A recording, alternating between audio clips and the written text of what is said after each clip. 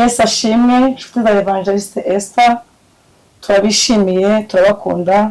Ndabasoje nk'ibisanzwe abari hafi n'abari kure, abakunzi b'ijambo ry'Imana, abakunzi b'umusaraba, mwese Uwiteka abahereza umugisha.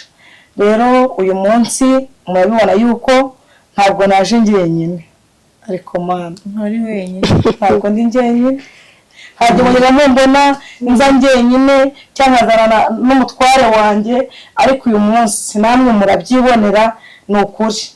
Rero mbere yuko twakira abashyitsi, Imana duteye iteka iduha abashyitsi baza kudusura kuri Evangeliste Esther, tugiye kubanza dusenge twakira abashyitsi bajye babibwira kugira ngo tubane muziranye.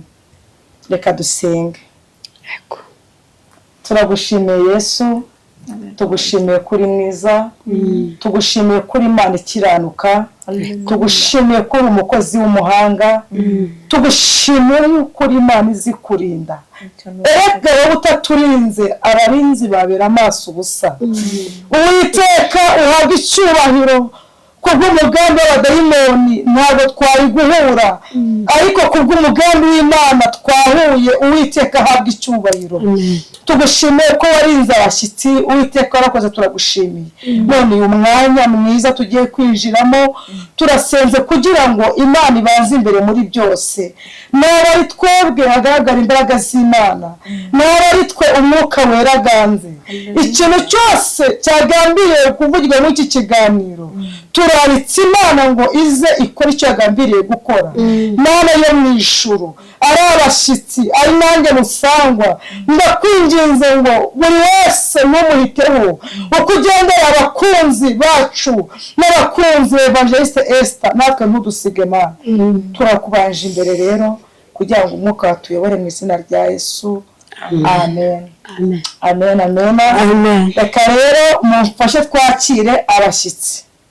Tugiye kubanza guhera kuri uyu mukobwa mwiza nkunda cyane kandi nawe urankunda. Yego. Tugiye kubanza umwanya ngo twibwire, tugiye kwakira umubyeyi wacu. Yego.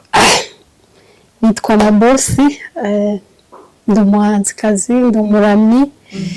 Hanyuma nishimiye kuba hano, akoze kuntumira. Hanyuma nishimiye no kongera kuba ndi kumwe na mama Asia, ari hashize igihe kinini. Hanyuma bakimira nkuko nayo inzira, mba mu rugo, ndi imfura mu rugo, ndakijijwe, nsengera mu itorero bita Intumwa z'Ububyutse. Yesu abaha umugisha. Amen. Yesu aguha umugisha. Reka mbabwire rero, shamabizi yo nasetse manasetse, tugiye kwakira mama wacu dukunda cyane. Reka abibwire, mbese noneho ubundi n'ubusanzwe ni marene wanjye, ni marene, ni inshuti yanjye, ni umuvandimwe, ni mama, akubiyemo ibintu byose. Reka nawe rero muhe atwibwire. Karibu mama. murakoze. Ikaze muduhaye.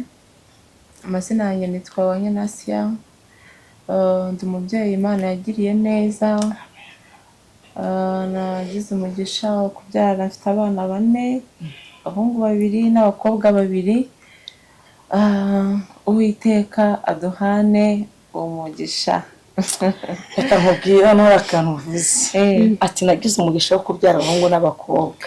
Ni umugisha ukomeye. Turaza no gusengera abantu Imana itanga urubyaro. Ni ukuri kubyara biraryoha, umwana ni mwiza. Nk'iyo amajije kwigira hejuru ukamutuma ati mpereza, akagufasha kuba uri gusasa, akagufasha gukoropa. Yemeje kugiramo n'inkumi kamfasha guteka. Ubwo rero bavuga ati Mana ugira neza. Ni ukuri. Uzi ko bishatse kuvuga, bivuze ngo ufite abakwe, ufite n'abakazana, abahungu n'abakobwa. Ese uravuga iki ko Yesu yabigenje neza? Ariko mpaye Imana icyubahiro. Hari ibintu mba nibutse batavuga ati wite ushimwe. Mfite se? Mfite abuzukuru benshi. Ufite abakwe, ufite abakazana. Mfite abakazana. Ibyo byose byavuye mu bushaka bw'Imana. Imana ni nziza, yagura umuryango, ikagura umuntu, mbese nawe wabivuga ngo ayirangize. Imana ni nziza ntabwo irondoreka. hari igihe kimwe akenshi iyo turi kumwe wowe bituma nibuka ibintu byinshi. hari igihe kimwe twari turi gusenga ahantu ngewe n'abandi bantu, Imana ikoresha umuntu irambwira ngo Esther nzakujyana nyina w'amahanga. noneho nyuma yaho nkajya nsanga abantu b'abakecuru abakobwa bakanyita mama, ngo mama ngo ndagukunda cyane, ngo mama ngo nshaka tuganire. nkavuga ubu ngewe narinde we kwitwa mama w'abantu bakomeye bameze gutya. ariko hari umuririmbyi umwe waririmbye ngo ntirebe uburanga, ntirebe imiryango, ntirebe amashuri cyangwa se igihagararo. iyo Mana ntirebe uburanga, ntirebe imiryango, ntirebe amashuri, kutuzuza nirebe igihagararo. naricaye ndatekereza, uwo nguwo yari Dawidi, biramurenga yongera kwibuka uburyo Imana yamugabije Abafilisitiya harumirwa. kugeza ubwo yicaye ku ngoma, kugeza ubwo wubatse urugo. hari ibintu baraciye igihanda, sibyo? ntirebe imiryango, ntirebe akavukire. Imana yacu ishimwe. rero ahubwo ukora ibyo gukiranuka mu mahanga yose ubu nguwo iramwemera, ishingiye kuri kavukire navutsiyemo, wavukiyemo, aho wavuye bari kwa makingi basha. ntabwo urebye aho cyangwa imibereho cyangwa ubuzima ntitwaba kugirirwa neza n'Imana. ariko Imana yacu itareba nk'abantu, idatekereza nk'abantu, ngo ni Imana itandukanye n'abantu mu mivugire, ni Imana itandukanye n'abantu mu mikorere. iravuga bikaba, yategeka bigakomera, iravuga bikaba, yategeka bigakomera. irindi jambo ryayo ibihe n'ibihe. irindi jambo ryayo ibihe n'ibihe. Imana irindi jambo ryayo. Imana yacu, izo mesaje ni nziza, ariko Imana yacu ni nziza pe. icyo tuyikundiye ituye ahantu hirengeye, nta watega indege ngo ayiguteranye nayo, ntibibaho. urite akiri icyubahiro, nta muntu wamperanya nawe, nta wategereje ngo yirukana ajye kuguteranya, bibaho sibyo? Jya mu matwi ngo uri kubona ngo nyine Christelle cyangwa se ngo Kamobosi, uriya kuntu kabeshya, uriya kuntu ngasa, yego ndeba n'amashuri kize kariya kiburira nk'uko hariya umwana w'umubyeyi tuhange uri kubona ndingagari, ni ngewe wakagiriye neza. ariko Imana yacu ntiyigishwa inama. iyo abigisha byari kuba bikase. uvuze Imana kuba igirirwa inama, sinindi kugirirwa neza nayo. avuze ako kantu arangibutse, ari akantu natekereje. hari umukobwa wari ugiye gukora ubukwe, ndafata ku nguyu ubu yakwiyeho umugabo, ntamurebye aho yari yicaye, baturi uyu yakwiyeho umugabo. ndamana ko buriya ubwo yamubonye niba ni mubi, uko wese mvuga mu mutima ariko bivuga cyane. noneho ngiye kureba bagiye mu rukiko, byaba byiza, ndavuga ati Mana we urantsinze. iyo uza kuba umuntu ubaza iyo uza kumwatima bongo ino wicare hano ubaze uyu mukobwa muho umugabo umeze bati muhereze Kazungu niwe bakwiranye cyangwa muhereze Bizimana urabona atari we basa ariko Imana igitugira neza nta kigendeyeho igavuga ati ntabwo ireba nk'abantu sireba uko njya siyandeba sireba nk'amabosi sireba nka Esther sireba nkawe Imana mu bumana bwayo kandi izi ikibanza izi n'igiheruka izi ikidukwiriye izi igikwiriye Esther izi igikwiriye w'amabosi izi ikinkwiriye mbese kandi ikamenya n'igihe igomba kugira ngo kubikoreramo hari umuririmbyi waririmbye kubikoreramo byiza muri iyi nkuru wambabarira hari umuririmbyi aravuga ngo aho twagendaniye Yesu ntibigeze udutererana ntibigeze udutererana ariko avuga ngo namenye ko umubyeyi wakubyaye yagutererana ndetse n'inshuti ntizitinya kubikora ariko Imana twakurikiye yigitererana bayo mu makuba mu byago ntidutererana mu makuba no mu byago ntidutererana ndaje nsoma ijambo riturutse aho ngaho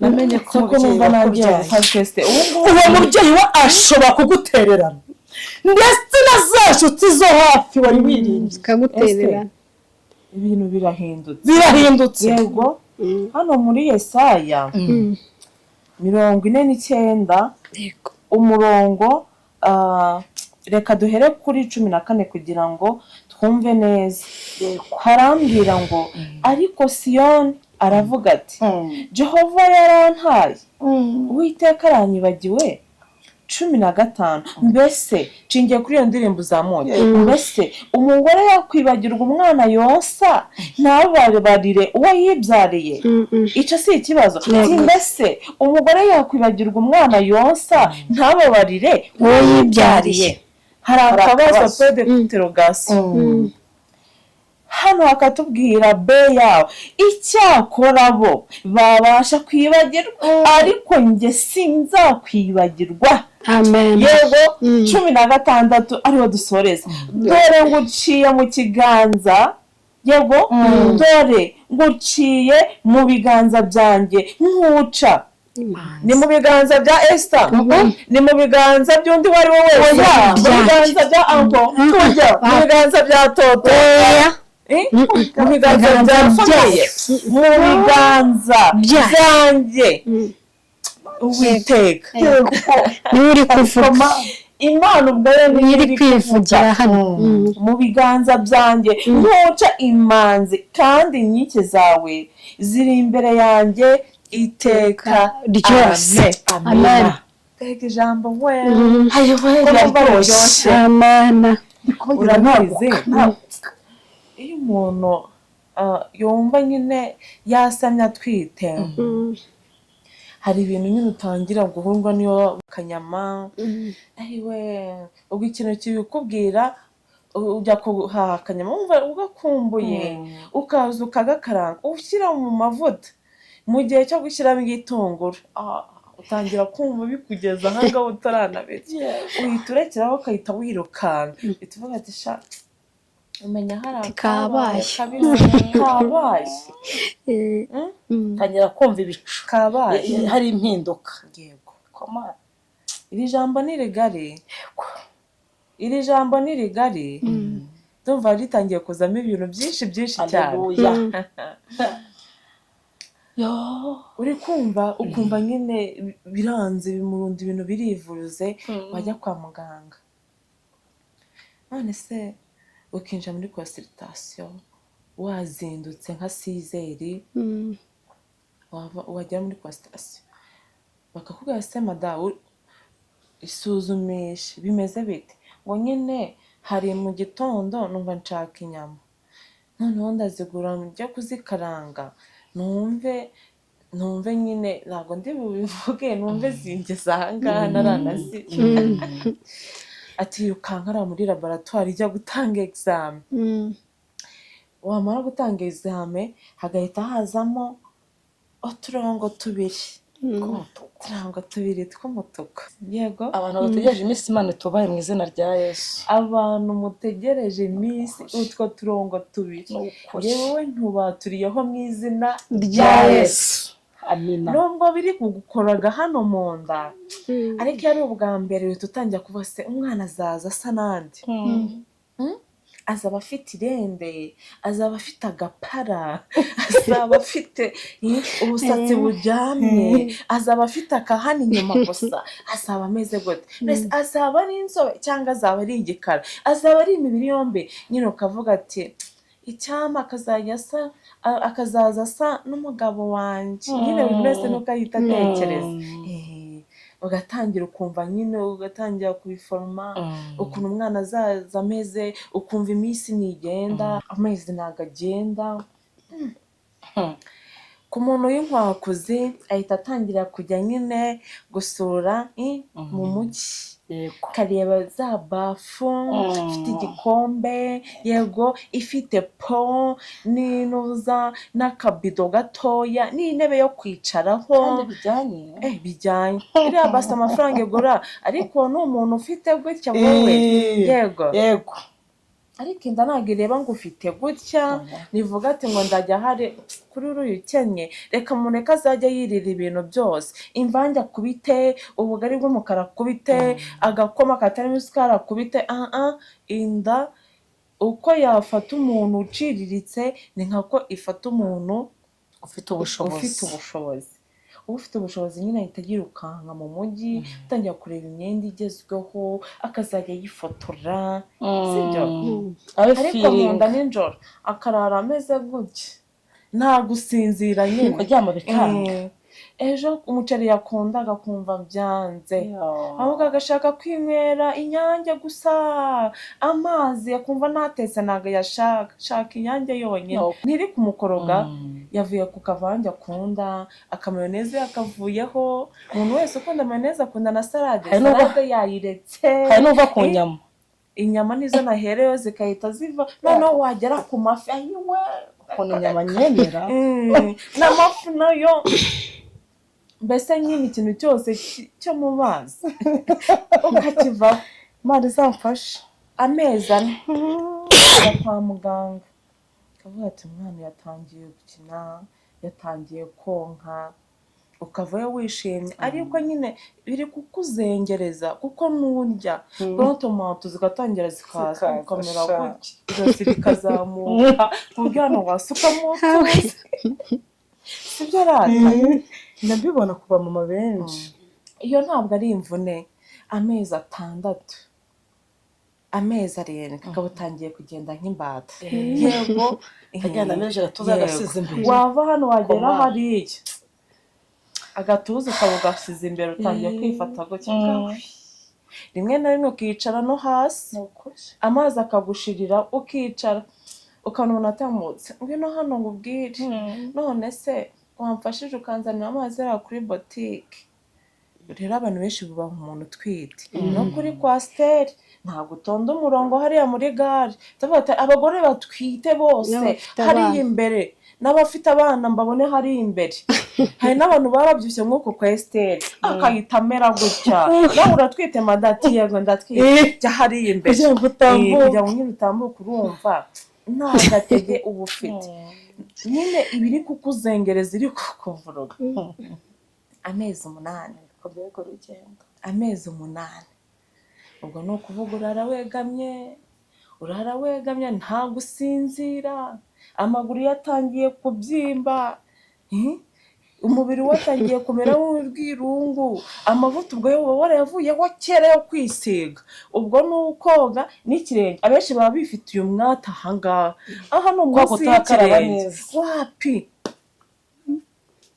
ikirenge cyarabyimbye inzara zigera hariya ndi kuvuga imvune urugendo rwo kugira gute rwo gutwita ndashaka kujya kuri rino jambo amajije gusoma yego amezi 8 n'igice, imyenda yose ikaba yatangiye kugusiga, ukavuga ati ndi kumva rero kwambara uruntu runini rw'urukanzu ari byo sawa, ariko hari abantu nabonye bafunga umutwe agakubitaho kurashaho ntabwo biba biryoshye. Nyine biterwa n'uko umuntu abyumva, biterwa n'uko nyine abyumva, ukavuga ati ndashaka nyine kwisanzura, nambara ibintu bimpereza akayaga. Kwezi kwa 9 kuri hafi kwikubitamo, kumva akantu karagufasha, ukavuga ibyo nibikira, ukumva akantu karagufasha, ukavuga ati sha muri iki cyumweru ndabyara tu. Ari nijoro, zikunda gufata nijoro, ufite ibitotsi byiza, ukumva akantu karaje karadwinze ukikanga, ibyo ni ibiki? Nyine abantu bakuru murabyumva, bigatangira nyine nawe urabyumva, ukahita umukomanga, byuka nimereye nabi. Nose umeze gute? Meze nabi, tugende. Ubwo nyine uba waraguze ya mabase, warazinze, warameshe, warateye ipasi, ariko ndacyari kuvuga ku mvune ya rwa rugendo rw'amezi 9, ya mvune yose ungana gutya, wabaye urudodo, amatama yaravuyeho, yego. Noneho wagera Kacyiru cyangwa kwa Masere, kaba gukubise transfer, uriruka uragiye. Wahagera ukagenda umeze gutyo, akagusuzuma ati sha ugiye kubyara, injira hariya mu rwerera, ukagenda ukinjiramo, ukareba ibyo abandi bari kwigira, rimwe na rimwe nyine ugaseka, ariko mu kanya kiragukubita ukavuga ati mu izina rya Yesu. Noneho abakongomani nari nagiye ku Muhima kubyara, tumva byari ku mwana wa 2, ngiye kubona umukongomani bazanye igikapu, akubisi ibiryo, arabikubisa ubugari vuba, arangije agiye kumva abasize hasi, mama yake na mama we, Mungu wangu Mungu wangu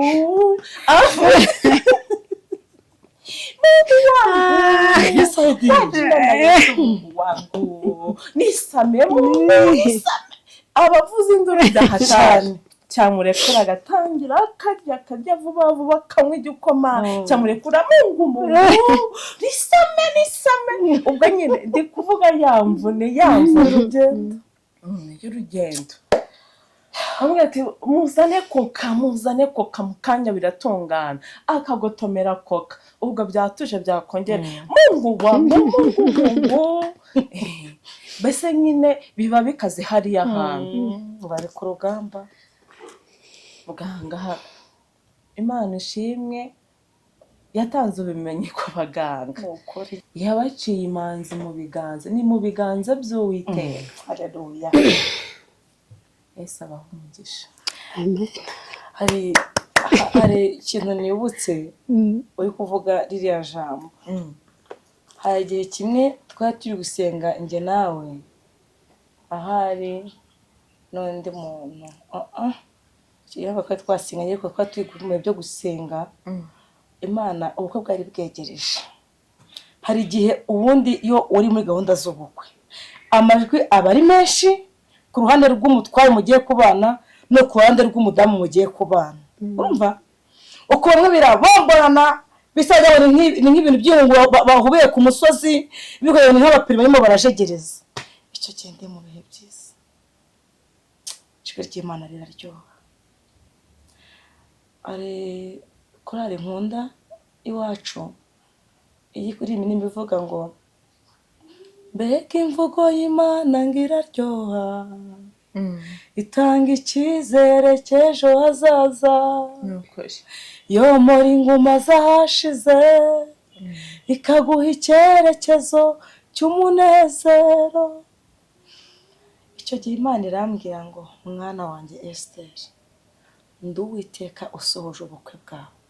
Irambwira ngo mpagaritse ibyo mu kirere n'ibyo ku butaka, sohoje ubukwe bwawe. Ubyibuke igihe turi kwifotoza muri jaride, imvura yaguye nkano turi kuhareba imbere yacu, biba ko imvura itahageze, bakavuga ati ibonera ko imvura yaguye, kuko yari yavuze ngo njyewe Uwiteka. Aleluya. Mpagaritse ibintu byose byo mu kirere, ibyagoye ubukwe by'Uwiteka Natasha, ibyo ku butaka, ibikurinda n'abagendesha amaguru. Erega izi ko abantu bagendesha amaguru baza mu bukwe baje gusanya umugambi w'Imana, ariko iravuga ngo ndabihagaritse kugira ngo musohoze ubu bukwe. Imana ishimwe. Bandi twabonye Imana. Twabonye Imana. Gereko ngo Imana n'Umwana n'Umwuka Wera. Ubutatu butagatifu. Bivuze ngo tubabwire inshuti z'umusaraba, nta muntu usenga kina. Password ni ugukiranuka. Usenga kina. Usenga mu mvura, ku zuba, ugasenga ku zuba, ukambara umwenda umwe, bakavuga ati ariko uriya mwenda niwo tubajyanye baryinga, niwo horamo. Ariko niba bazi ko wowe wambaye umwenda umwe wibitse mu masengesho. Ugeze uvuga akantu kamwe igihe kimwe utubwira ngo ku muntu wasenze ukuntu atungurana, gasubiremo ngo ameze nk'igikoma. Ari abantu batatu.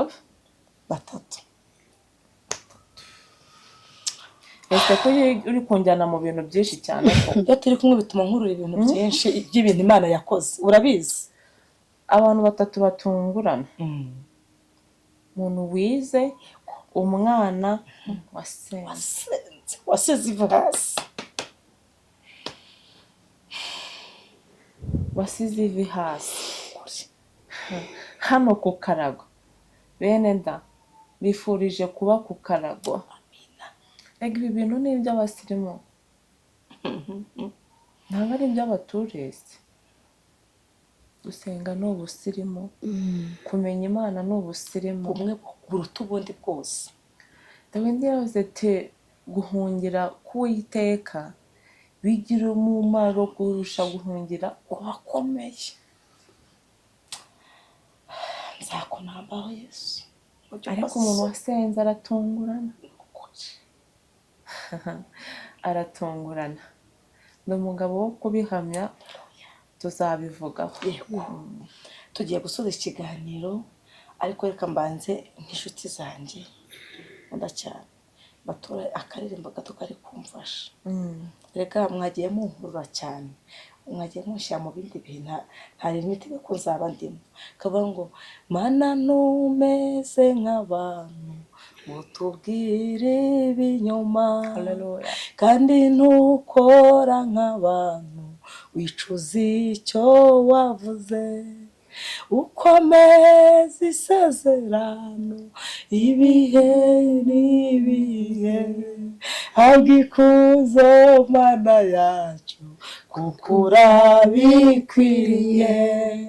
Abiringiye abantu barabahemukira, ndetse barahanga amaso bakabakoza isoni.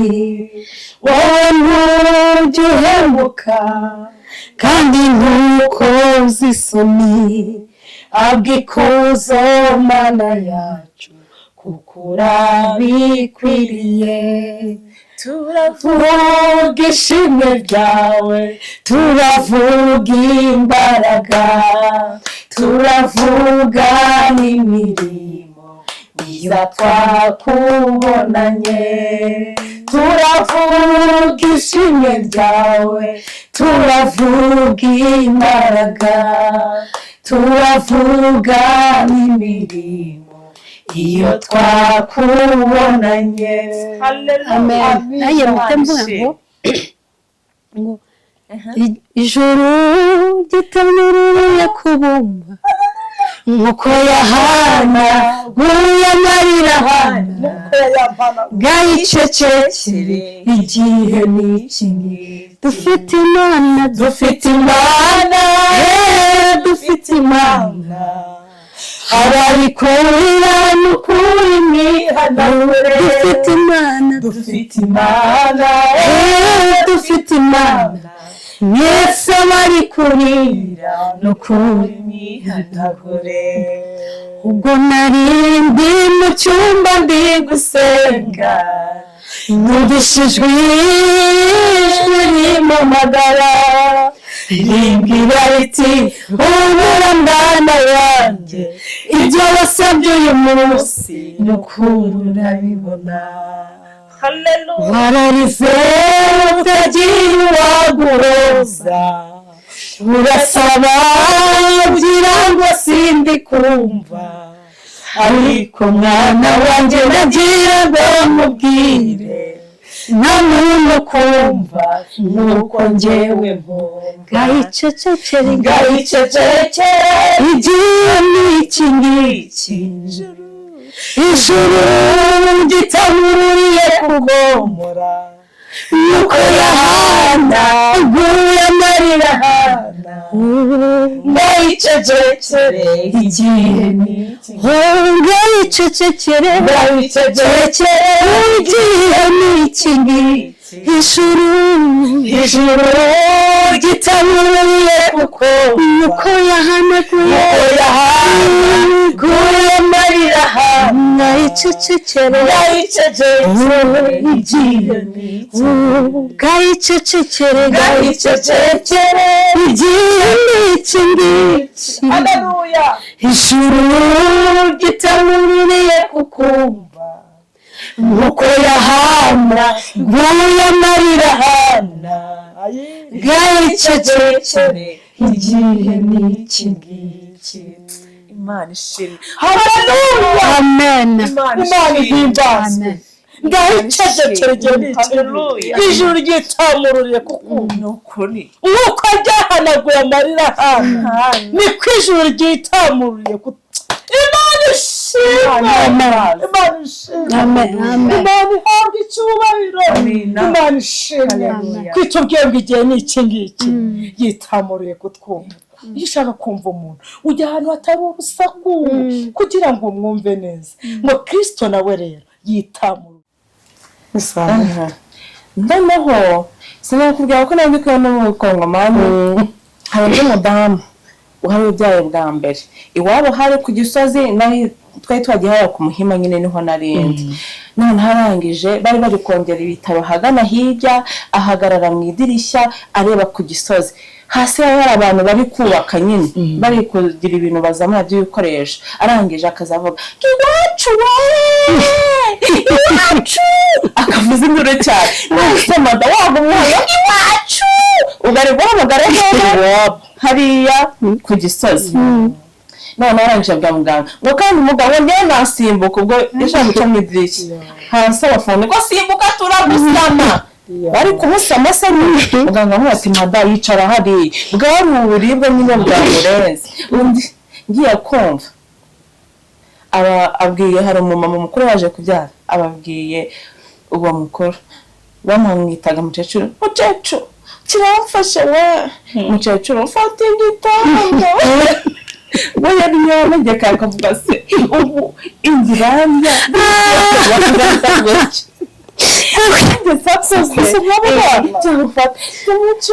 kiramfashe we fata igitanda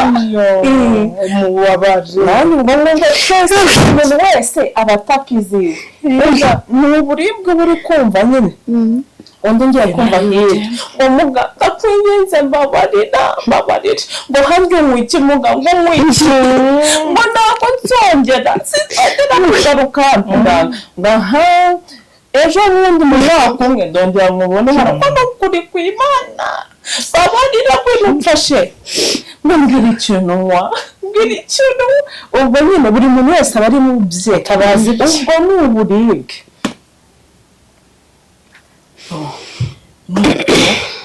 ikintu kinini Imana twese twaje nyine kubyarira ku murongo noneho muganga abwira umwe icyo nanywaga nakikubwiye ngaho rero nshyira hano atangira kwisesa ntase nyabya ngibyo nabikubwiye kuko nyine ushyize imwumu icyamiriza akasaga rero hano turacyari kuri rino jambo rivuga ngo mbese umugore yakwibagirwa umwana yose ntababarire we yibyariye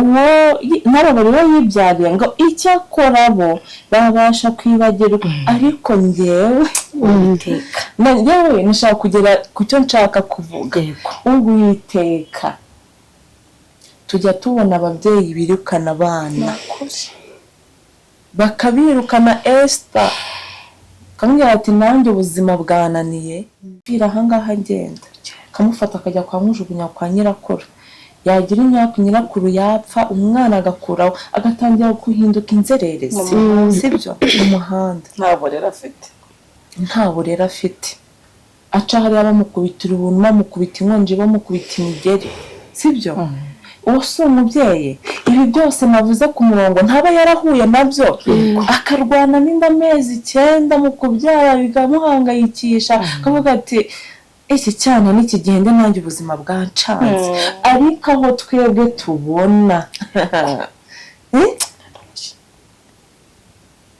nkandi ngo aho data na mama batabaye Uwiteka we habaye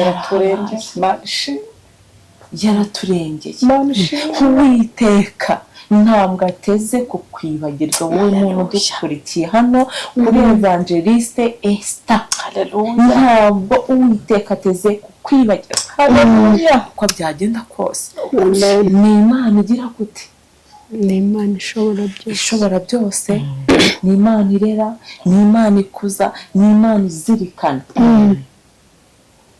siko bimeze ahubwo twebwe turasabwa iki turasabwa gutegereza Imana tukayiringira urayiringira gusa se urayitegereza gusa se vana n'ibigahwa mu bishimwa yego siko bimeze iri jambo ni rigari cyane riratubutse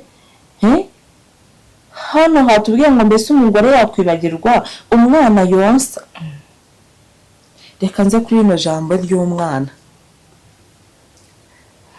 ndashaka nyine gusanisha ibintu aho ngaho naringeze mvuga ati ntabwo dutegereza Imana gusa ntabwo tuyiringira gusa ahubwo ugomba no kwitegereza ukayirindira ukiranuka niyo ngingo ya mbere kuturengera niyo ngingo ya mbere iturengera nyine gukiranuka iyo uri gusenga ukiranuka biraryoha iyo uri guhamagara ijuru ukiranuka biraryoha kubera ko nta kintu kiba kiri kuza ngo kigutandukanye wowe n'Imana hagati yawe na nta mupaka uba urimo kuko byose biba byakuwe mu nzira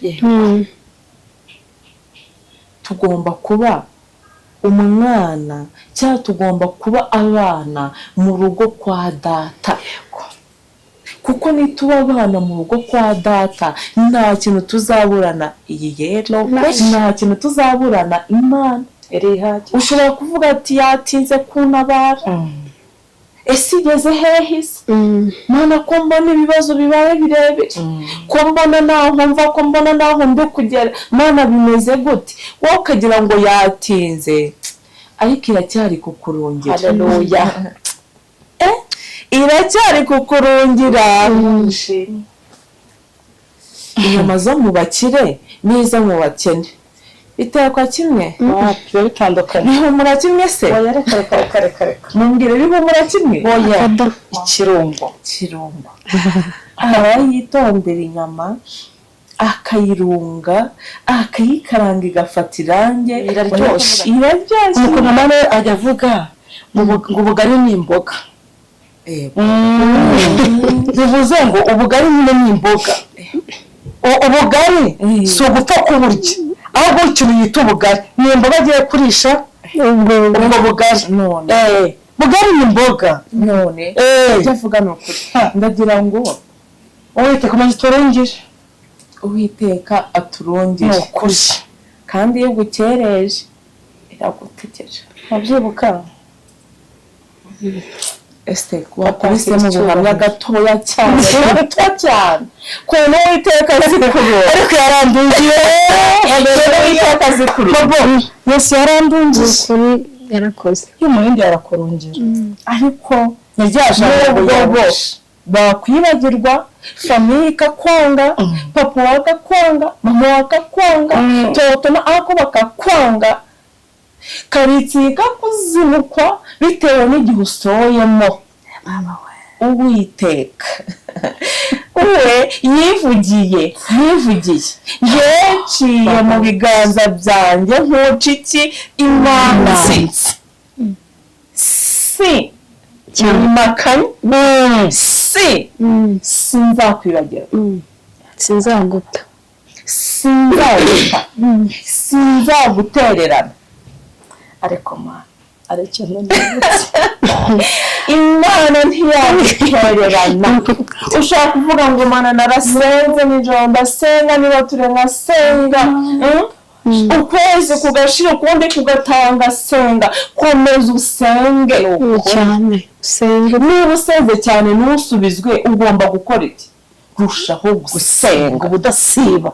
utitirize nka wa mugore w'umupfakazi watitirije wa rushaho gusenga. yego kandi wumvira umwuka wumvira iki? Umwuka, wumvira Imana, kuko aho abagabo babiri basezeraniye niho bahurira. Niza ikakubura mu gukiranuka, ndakurahiye ubuhombye itijya Uwiteka ntazigera bareka, ntazigera basiga. Imana ibaha umugisha.